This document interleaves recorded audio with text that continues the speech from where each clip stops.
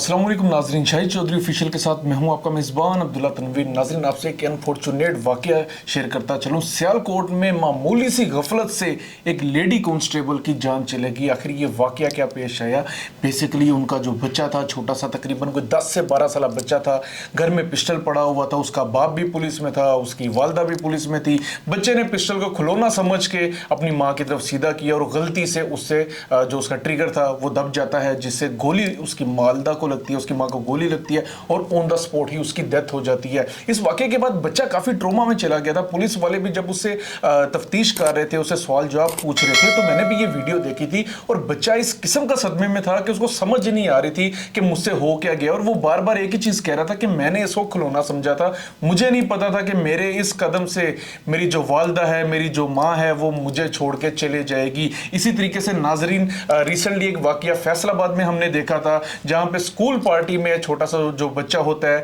वो वेपन अपने साथ ले जाता है, गलती से उससे वेपन चल जाता है और जो उसकी टीचर होती है वो उसकी गोली की जद में आ जाती है, ऑन द स्पॉट उसकी भी डेथ होगी। और रिसेंटली एक चीज शाहिद चौधरी साहब से जहरी सी बात है, मैं ये वाकया शेयर कर रहा था और मैं सोच रहा था कि हम पब्लिक अवेयरनेस के लिए इस प्रोग्राम को लाजमी करें, तो उन्होंने भी मुझे एक बात बताई कि मेरा एक बड़ा अच्छा दोस्त था मलिक हसन, ये लोग कहीं पे दावत पे जाते हैं, वहां पे मलिक हसन का जो बेटा था, तकरीबन 10 से 12 साल ये उनका बेटा था, साइड पे एक लोडेड राइफल पड़ी हुई थी। उसके बेटे ने समझा कि ये भी एक खिलौना है, मैं भी इसको पकड़ लेता हूं। पकड़ के उसने मजाक मजाक में अपने छोटे भाई की तरफ राइफल सीधी करता है, गलती से उससे भी घोड़ा चल गया और ऑन द स्पॉट उसका जो छोटा भाई था, तकरीबन 5 से 8 साल जो बच्चा था, उसकी भी जान चलेगी। अब नाजरीन, यहां से हमें क्या चीज सोचने पे मजबूर कर रही है? आप एक चीज नोट करें, अक्सर पाकिस्तान में भी ये चीज खुसूसी तौर पे हमारे शहर लाहौर या फिर देहाती इलाकों में ये चीज एक ट्रेंड बन चुका है कि जो असला होता है उसको हर फर्द तकरीबन अपने घर में रखते हैं। जहरी सी बात है, सेफ्टी के वाले से अगर हम बात करें तो ये चीज बहुत ज्यादा जरूरी है, लेकिन इसके कुछ प्रोटोकॉल्स होते हैं, इसकी कुछ चीजें होती हैं, कुछ एहतियाती तदाबीर होती हैं जिनको हम लोग इस्तेमाल में नहीं कर पाते और इसका खुमियाजा क्या भुगतना पड़ता है कि हंसता बसता घर जो होता है वो उजड़ जाता है। नाजरीन, मेरा उन अफराद के लिए मेरा तहे दिल से मेरी गुजारिश भी होगी, मेरी दरख्वास्त भी होगी उन अफराद के लिए कि अगर आपने घर में अव्वल तो आप जो आपका पिस्टल या कोई भी आपका असला होता है बच्चों के सामने ना रखें। जहरी सी बात है, छोटी सी उम्र होती है, बच्चों को दिलचस्पी होती है उस हथियार के हवाले से कि हम भी जाके इसको देखें, हम भी इसको चलाएं, बड़ी उनमें ख्वाहिश होती है, लेकिन उनको इन फ्यूचर इसके जो एस्पेक्ट्स होते हैं उनका पता नहीं होता। अव्वल तो इन चीजों को बच्चों के सामने ना रखा जाए, अगर आप रख भी रहे हैं तो कोशिश करें कि जो गोलियां होती हैं उसको साइड पे रखा जाए या फिर मैगजीन को ना रखा जाए, क्योंकि जहरी सी बात है, जो बच्चा होता है जब वो ये अमल कर देता है और उसके बाद जो इंसान दुनिया से चला जाता है उसको वापस लेकर आना नामुमकिन हो जाता है। तो लाइसेंस के हवाले से भी अगर हम बात करें, लाइसेंस जो तदाबीर होती हैं, मोस्टली यहाँ पे अक्सर लोग जो होते हैं लाइसेंस बनवाते हुए इन चीजों को नहीं पढ़ते,